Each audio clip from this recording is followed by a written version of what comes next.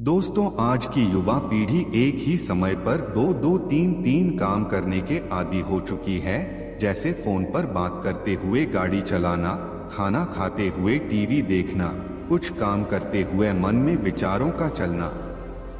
और फिर इनकी शिकायत रहती है कि मैं तनाव में जी रहा हूँ, मेरा मन अशांत रहता है, मैं चिड़चिड़ा सा हो गया हूँ।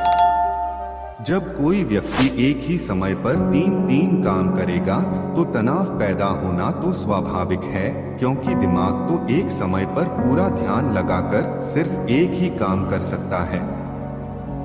पूर्ण रूप से एक ही समय पर दो कामों पर ध्यान कभी नहीं लग सकता। ये बात उन दिनों की है जब बुद्धा मरवन में अपना समय व्यतीत कर रहे थे। इस समय तक बुद्ध की प्रसिद्धि दूर दूर तक फैल चुकी थी।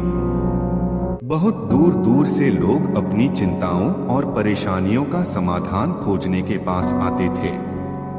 ऐसे ही एक दिन जब बुद्धा मरवन में अपने शिष्यों को प्रवचन दे रहे थे तो एक अधेड़ उम्र का व्यक्ति अपने 21 वर्ष के पुत्र को अपने साथ लिए बुद्ध की तरफ चला आ रहा था। जब वह प्रवचन स्थल के पास पहुंच गए तो बुद्ध ने एक नजर उन पर डाली और इशारे से बैठने के लिए कहा। जब प्रवचन समाप्त हो गया और सभी लोग वहां से चले गए तो बुद्ध ने उस व्यक्ति को अपने पास बुलाया और बैठने के लिए कहा।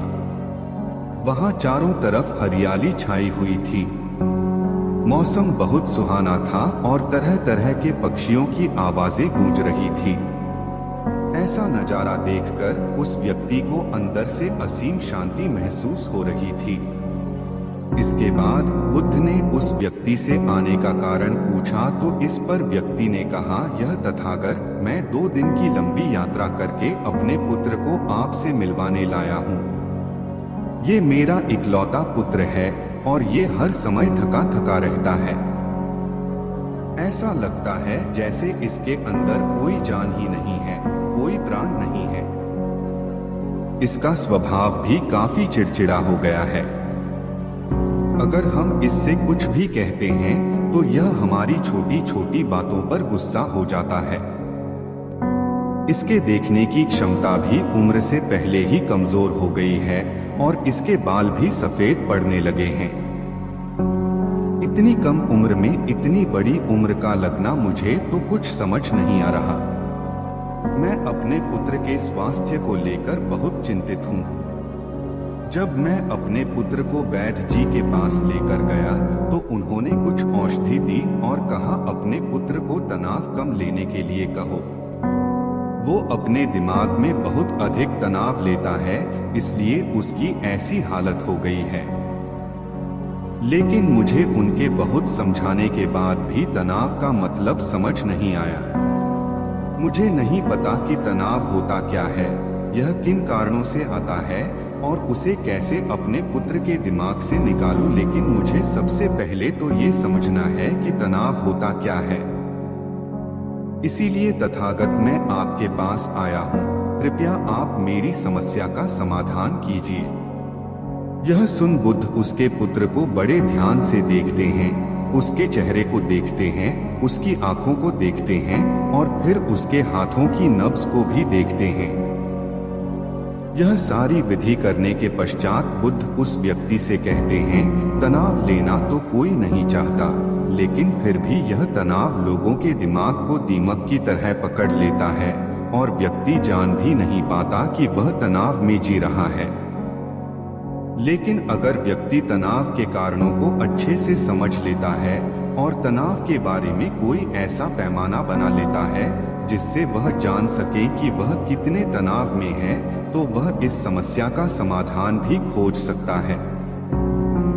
सबसे पहले तो तुम ये समझो कि तनाव होता क्या है। जब भी कोई व्यक्ति कोई काम कर रहा होता है लेकिन उसका मन कहीं दूर भटक रहा होता है, कल्पनाओं में होता है, तो उसके शरीर और मन के बीच एक दूरी पैदा हो जाती है। यह दूरी जितनी अधिक होगी, व्यक्ति उतनी ही ज्यादा बेहोशी की अवस्था में होता है और शरीर व मन के बीच की इसी दूरी, इसी खिंचाव को तनाव कहा जाता है। आखिर कोई पसंदीदा खेल खेलने के बाद व्यक्ति चुस्ती और प्रसन्नता से क्यों भर जाता है, जबकि उसने तो अपने शरीर को थकाया है। लेकिन समझने वाली बात यह है कि खेलते समय मन और शरीर एक साथ पूरी तरह से उस खेल में केंद्रित होते हैं, जिससे शरीर और मन के बीच दूरी पैदा नहीं होती और कोई तनाव पैदा नहीं होता। और अगर दिमाग में कोई तनाव था भी तो वो भी दूर हो जाता है।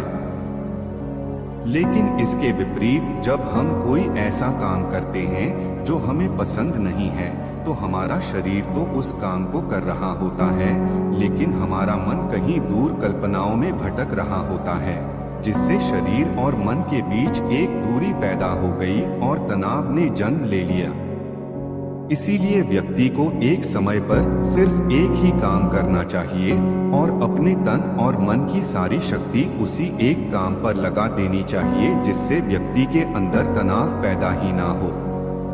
इसके बाद बुद्ध ने कहा, तनाव पैदा होने के मुख्य 8 कारण होते हैं और जिसने इन कारणों को समझ लिया वो जीवन भर तनाव मुक्त रह सकता है। मुख्य कारणों में सबसे पहला कारण है अति महत्वाकांक्षी होना। महत्वाकांक्षी होना अच्छी बात है, लेकिन क्या कभी आपने इस बात पर ध्यान दिया है कि इंसान के लक्ष्य कभी पूरे ही नहीं होते।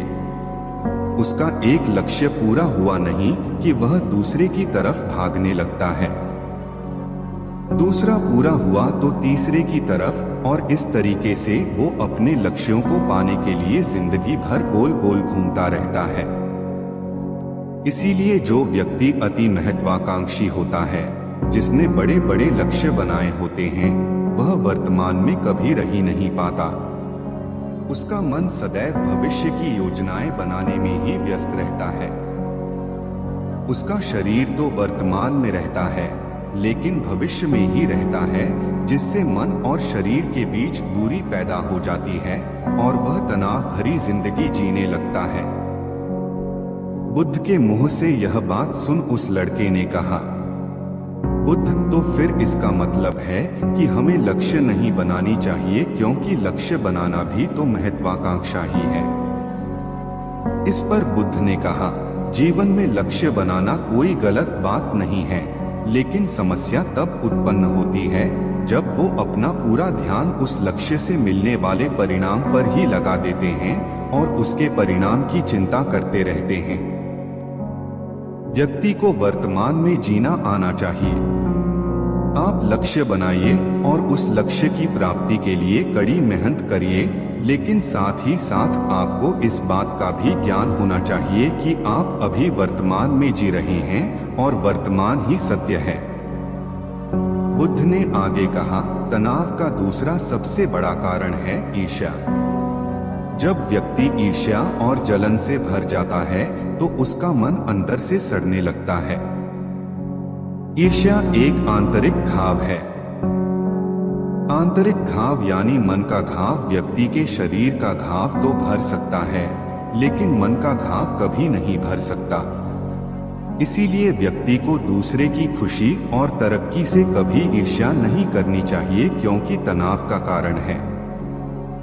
इसके बाद बुद्ध ने तनाव का अगला कारण बताते हुए कहा कि आरुषिपूर्ण काम करने से भी मन में तनाव पैदा होता है।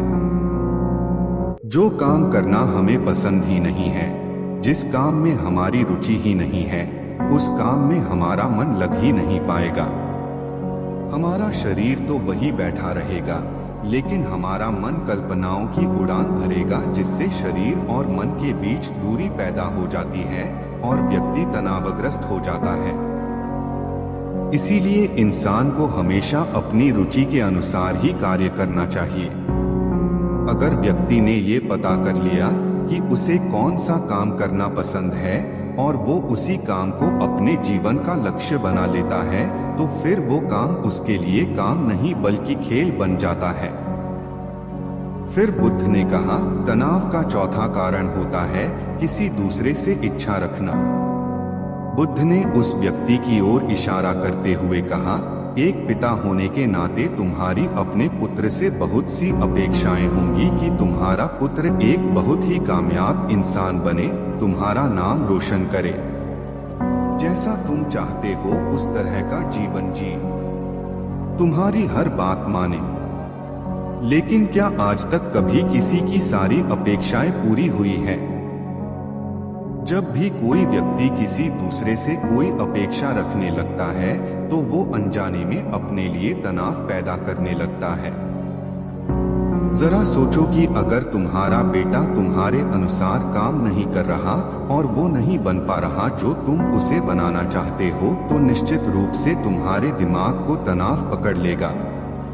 तुम तनाव से भरा जीवन जीना शुरू कर दोगे और इस तनाव के बस में आकर तुम ऐसा व्यवहार करोगे, ऐसी बातें करोगे कि तुम्हारा अपने पुत्र के साथ संबंध और भी खराब होता चला जाएगा। इसीलिए व्यक्ति को जितना हो सके उतनी कम अपेक्षाएं दूसरों से रखनी चाहिए और अगर पूरी तरह से तनाव मुक्त रहना है तो दूसरों से अपेक्षा रखना ही बंद कर दो। इसके बाद बुद्ध ने कहा कि शारीरिक कष्ट भी इंसान के तनाव का एक कारण होता है। जब व्यक्ति किसी शारीरिक पीड़ा से गुजर रहा होता है तो उसका पूरा ध्यान बस अपने उस शारीरिक दर्द पर होता है और वो पूरे दिन बस उसी के बारे में सोचता रहता है, जिससे उसका मन दुख के विचारों से भर जाता है और ऐसी स्थिति में व्यक्ति तनावग्रस्त रहने लगता है। यह सुन उस व्यक्ति ने कहा कि हे बुद्ध, शारीरिक दुख तो किसी भी व्यक्ति को हो सकता है, तो फिर क्या व्यक्ति जीवन भर तनाव में ही जिएगा? इसका जवाब देते हुए बुद्ध ने कहा कि इंसान को ये बात समझनी चाहिए कि हमारा जीवन दुखों का आधार है। जैसे जैसे हमारा जीवन आगे बढ़ता है इसमें दुख आते हैं, बीमारियां आती है और फिर अंत में मृत्यु भी आती है। तो बीमारियां इंसान के जीवन का अभिन्न अंग है, कोई इनसे बच नहीं सकता। बस किसी किसी के जीवन में ये समय से पहले आ जाती है तो किसी के बाद में, पर आती सबको है। जब इंसान का मन इस बात को अच्छे से समझ लेगा तो फिर वह अपनी बीमारी के बारे में सोच सोच कर ज्यादा तनाव नहीं लेगा, क्योंकि यह हमारे जीवन का अभिन्न हिस्सा है और इसके लिए व्यक्ति को शारीरिक रूप से भी अभ्यास करते रहना चाहिए। अपने जीवन में व्यायाम और स्वस्थ जीवन शैली को भी जगह देनी चाहिए ताकि उसका शरीर लंबे समय तक निरोगी रहकर सही से काम कर सके। तनाव का अगला कारण होता है अपनी योजनाओं को समझने के लिए समय न देना। कुछ लोगों के दिमाग में कोई विचार आया नहीं है कि वो बिना सोचे समझे उस पर काम करना शुरू कर देते हैं और जब उस काम में उन्हें असफलता मिलती है तो वह तनाव से भर जाते हैं, क्योंकि उन्होंने उस काम को शुरू करने से पहले उसके बारे में पूरी जानकारी इकट्ठा नहीं की थी। इंसान को कोई भी काम शुरू करने से पहले उसके अच्छे और बुरे परिणामों के बारे में ठीक से सोच विचार कर लेना चाहिए। इंसान को इस बारे में भी सोच लेना चाहिए कि अगर ये योजना सफल नहीं हुई तो फिर इसके बाद मैं क्या करूंगा।